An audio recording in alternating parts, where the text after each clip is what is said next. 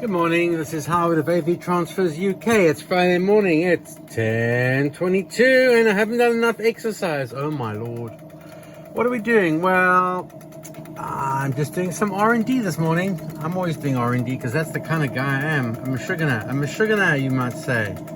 I've got here a Tobin HD scanner, which I'm doing frame by frame scanning of some 8mm film. And I'm scanning it very patiently at 9 frames a second rather than the fuller speed, because I found that there's some frames dropping on the fuller speed. So doing a bit slower takes a bit longer, but it does it nicely. So this is a regular 8 film, okay? And you can see that the film is scanning right to the edges and beyond. If you look closely at the film, you'll see what regular 8 looks like when you zoom in on it. People say to me, why do you not offer HD scanning of regular 8? Well, I do, and that's the truth, but I don't necessarily think it's a whole bunch better than standard definition, which only takes this part of the picture. The bonus of this option is progressive transfer, and of course, getting a little bit more image there. So if you were to say crop it to widescreen, and you were willing to put up with those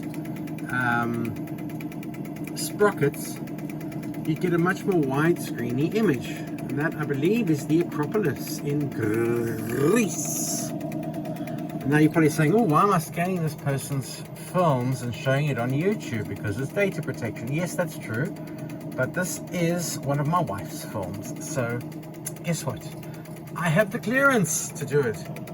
That's my late mother-in-law there. I normally use these home films for testing and calibration.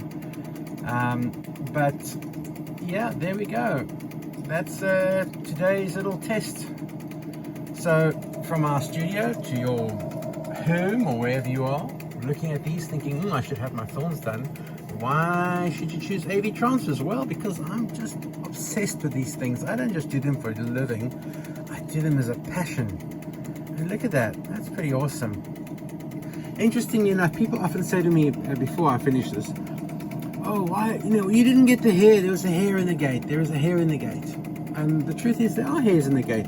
These hairs, or whatever you want to call those blibbles, are actually on the film.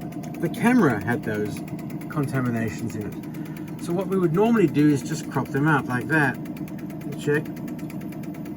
But, yeah, we often get a lot of flack. Oh, you left the edges in, or you left, look at the edge. Now you see, if it was like that, it would be sort of, doesn't look good. But the truth is, that's just how the film looks. So I always say, what you put in is what you get out.